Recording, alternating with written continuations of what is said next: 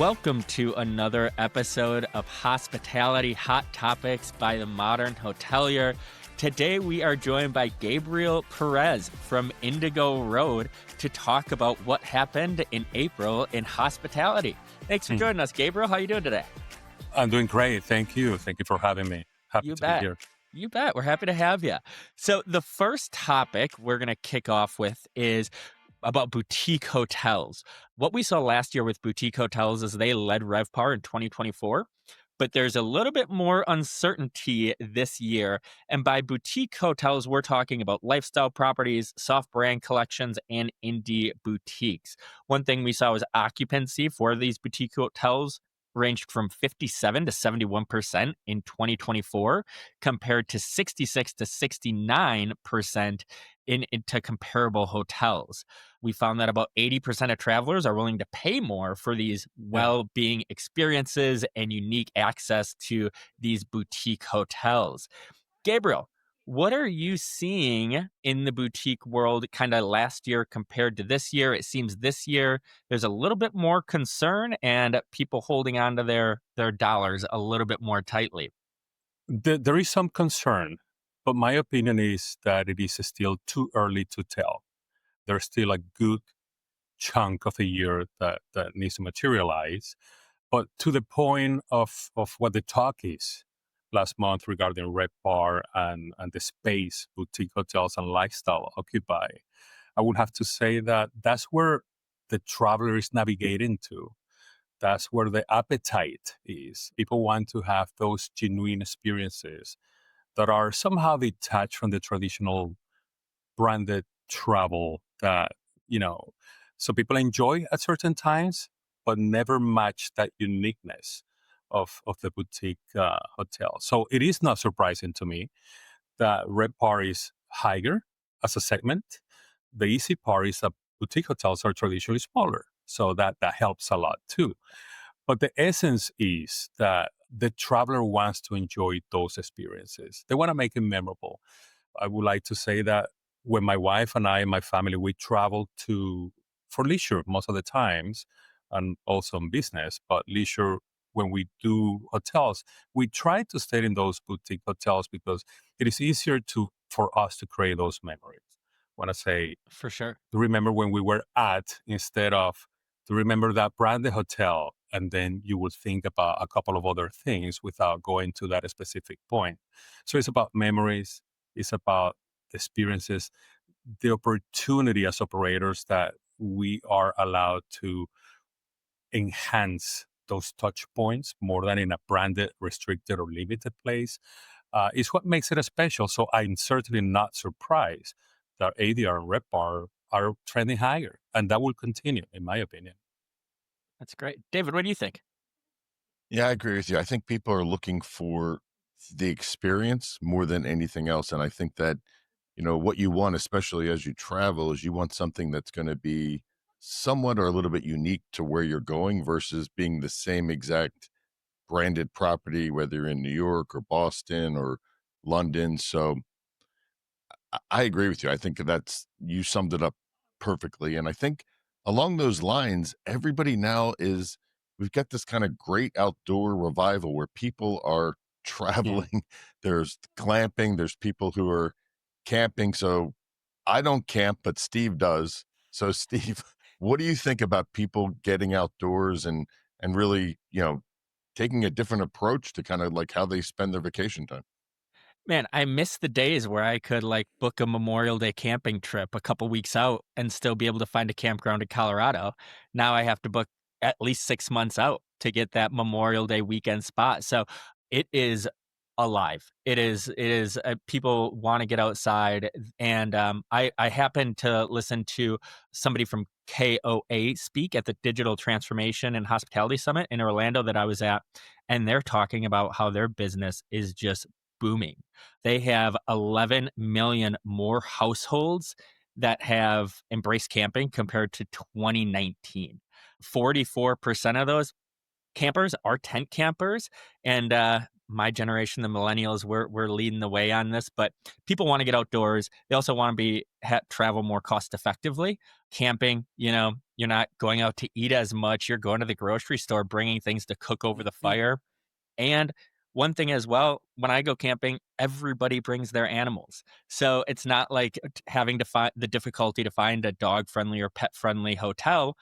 I bring my dog and cat camping, and it's a lot easier, less hassle, and a lot of folks are doing a lot more weekend trips. So kind of more last minute trips, and also just kind of that flexibility where they can find a campground to go to the week of, and then go camping on the weekend. What are you seeing, Gabriel? I am intrigued. I'm very intrigued by this because it is certainly something that is couples oriented, family oriented, and it brings us back to tradition, outdoor nature, all the things that ground us as Right. humans and that connect us. So I'm wondering how we operators, we hoteliers, brands, hospitality companies, management companies, how are we going to embrace this? Because it's not a matter of accepting it or not. It's evolving, it's here to stay, and it's going to grow. It's how we find that niche to not only make it financially sound, but ensure that it's there to stay, that is a product of great hospitality. So I'm intrigued. I would like to get more into that. And naturally, we have a few properties in the mountains, and it's a natural gravitation to that with the space that we feature and all the enhancements that we're doing. But as a whole, as an industry, I'm very intrigued as to how are we gonna work that out long term. Do you think we're going to see kind of more hotels that incorporate campsites that are kind of in these nature areas where we offer, you can stay in the traditional hotel, but also if you want to park your RV or set up your tent in nature, kind of not in the backyard per se, but do you think we're going to see more hotels kind of doing a shift like that? I think it's inevitable. I think that if you have the space, you have your concept completely laid out and working in good conditions. It is Yep. an additional inevitable way of hosting guests, of creating experiences. I think that it's all based on what your concept is, what your level of offerings are, and the space. Naturally, it needs to be safe, it needs to be realistic and genuine. It cannot be the back lot where your garbage disposal is. It has to be more than that. But yeah, I think that if you have those elements, the natural progression will be expanding to that niche that is simply growing and with nowhere in sight to stop. I agree. I agree. I think you kinda need that privacy, especially if you're doing, like, tent camping with trees around you. You definitely don't wanna, be next to the highway in your tent behind the hotel, right? So, I Yeah. totally agree with you. So, this next topic, I'm really interested to discuss. It's about how the US and Canada's relationships are affecting tourism. This stat blew my mind. Mm. Canada's tourism in every month from April till September is down more than 70% for travel. February alone, that cost to the travel industry in the United States $2.1 billion. Gabriel, gonna hand it off to you. What are you seeing here, and how do Well, we I have a think few this is gonna thoughts. happen for the rest of the year? Well, I have a few thoughts on this. First, my main thought is that this is unnecessary. I also think that the relationship of both nations are stronger than both nations' leadership. I think that it's just a hiccup in time.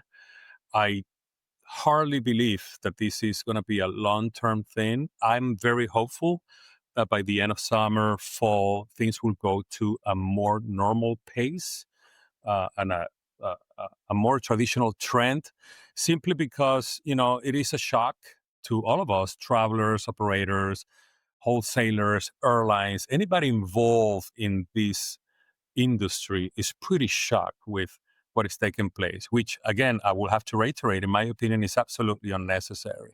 But I believe that we as nations and as tourists from each of those nations are going to continue our relationship. I don't think long term we're going to stop going to Canada, or Canadians are going to stop going to Florida or else. I think it's just going to have a little bump of a road. That's my hope. And I think firmly that we as citizens, as tourists, are more resilient than the trends of the politics of each of our nations.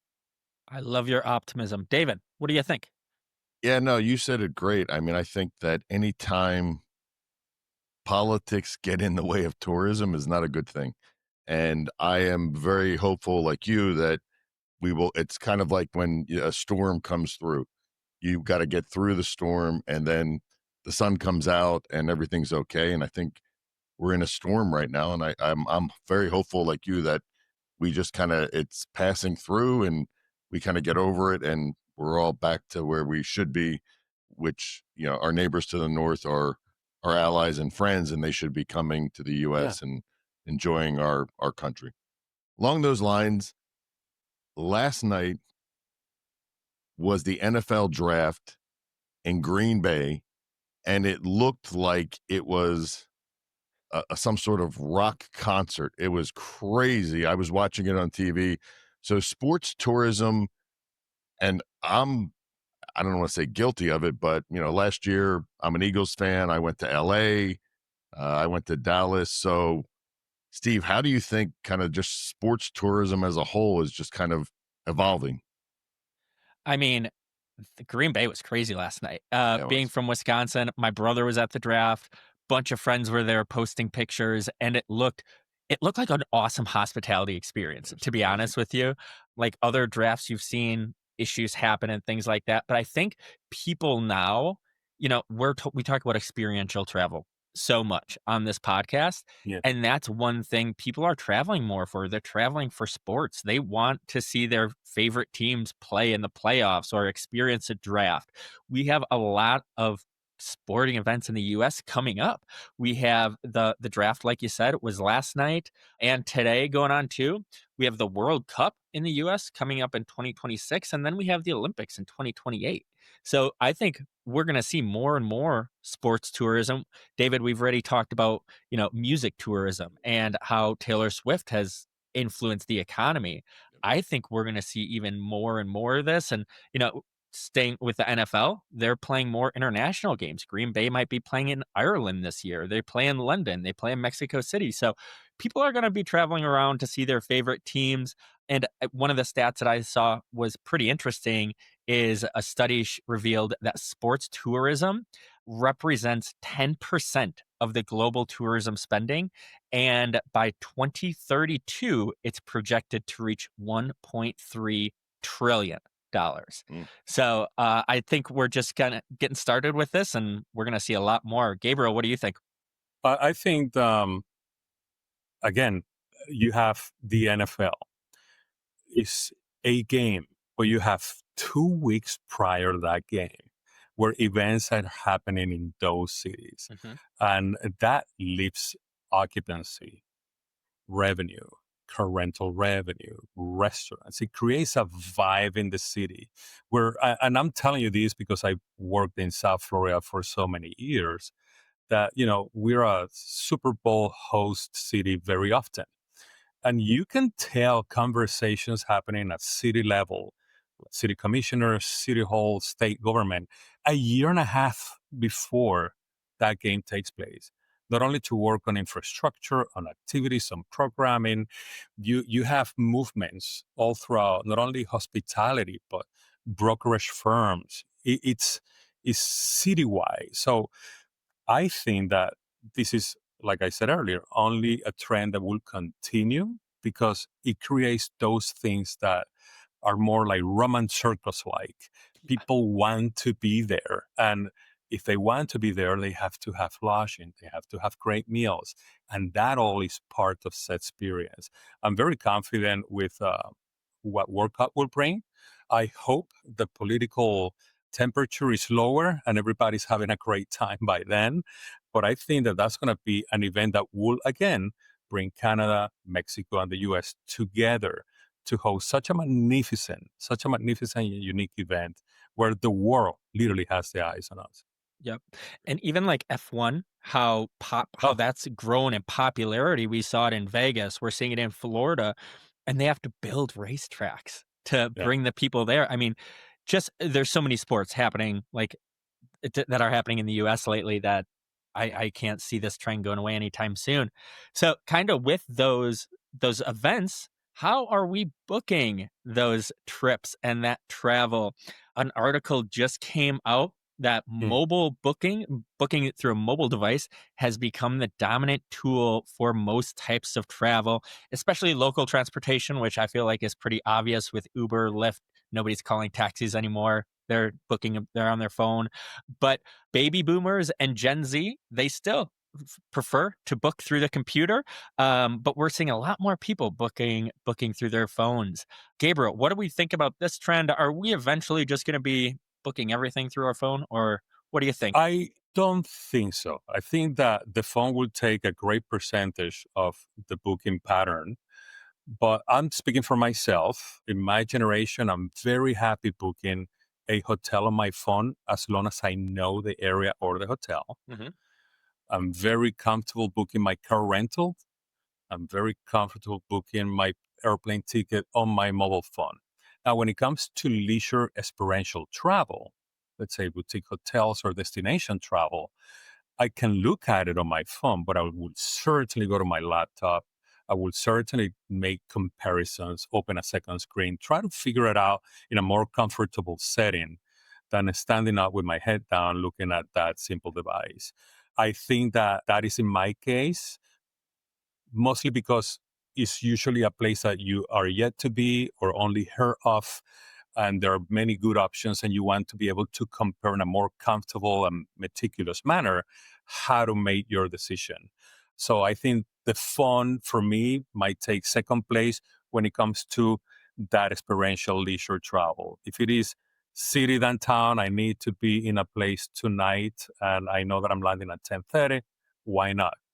Any kind of device will do. Years ago, I took a picture of my family when I was going back east to visit them. My brother was there with his kids, and everybody was on their phone. And I think what's very, very interesting, being an old guy, is that when cell phones first came out, the whole purpose or drive was to make them smaller because there was no screen. It was like, how small can you get it? Now the it's going the other way where the screens are getting bigger. And look, you go to an airport, you stand up and you look around when you're in a plane, everybody's on their phone. So I get it. I agree with you, Gabriel. I think a lot of people are using it more as a research tool and sometimes looking at things. But again, sometimes, even with airlines, they spend more time, I think, effort on perfecting their mobile app or things of that nature. Cause I know sometimes it's better for me if I'm flying American being based in Phoenix, it's much easier for me to like book through the app than actually Totally. going onto the website. So you're right. I think we're gonna see that people are still gonna go back to your point, especially when it's more of an experience trip and a bigger trip, doing maybe a little bit of research on their phone and going back. But I think for the stuff that you just know, you're going to New York, it's the same hotel you always stay at, or you're booking an airline, you're just gonna book it on your phone. So Not to interrupt, but I think those points, like if you're booking through the airline points or your credit card has hotel points, that's when you're really going to use your phone a lot for the booking. I know I just did that. I booked a hotel and I used my phone because I went through my credit card because I get more points through that. So I think that's kind of an interesting thing as well. If you are using loyalty points, the phone, like you said, those apps are just they're easier. And also, you're having a lot of companies, and I'm talking about the big OTAs and some hotel yeah, companies too, giving preferential discount for mobile bookings. correct. So that entices a traveler to make said choice. Yep, That's good. absolutely. So Gabriel, tell us what are the latest things that are happening at Indigo Road? Well, growth, but it's very thought of. It's a growth that is not for the sake of it. We're not running after the next shining object. We're partnering with people who we like and projects that are meaningful. Florida is big topic of growth right now. We're opening quite a few restaurants within the next few months of different concepts in different areas. We were just engaged to open a historic hotel that is being refurbished or is going to be refurbished in the next couple of years in downtown Jacksonville as part of a big revitalization project for the entire downtown area. So growth is the path. But like I said, we want to grow wisely. We don't want to grow as a tumor. We want to make the right choices with the right partners. It's very exciting. It's very exciting because on the space that we navigate, being a hospitality company that is food and beverages driven, the part of creating experiences, the boutique part, the part of creating those memorable moments it comes second nature to us as we are always looking for those opportunities. And the partners see it, the market sees it, the industry sees it. We're very privileged to be where we are today. That does it for another episode of the Modern Hotelier, Hospitality's Most Engaged podcast. This has been Hospitality Hot Topics. Gabriel, can you please let people know how they can get in touch with you, learn more about Indigo Road? Well, they can certainly go to our website, the Indigo Road group.com. They can reach me directly at gperez at the Indigo Road.com. We're here to serve you and to leave hospitality better than what we found it. So those of you who are listening or watching, we appreciate you, and we will see you soon. You made it to the end of The Modern Hotelier. Thanks for watching or listening. The Modern Hotelier is produced by Modern Hotelier Media. Make sure to like and subscribe if you're listening on YouTube, or subscribe wherever you get your podcast. If you know a good guest, sponsor, or have media needs, feel free to reach out to us at hello@themodernhotelier.com. Thanks and have a great day.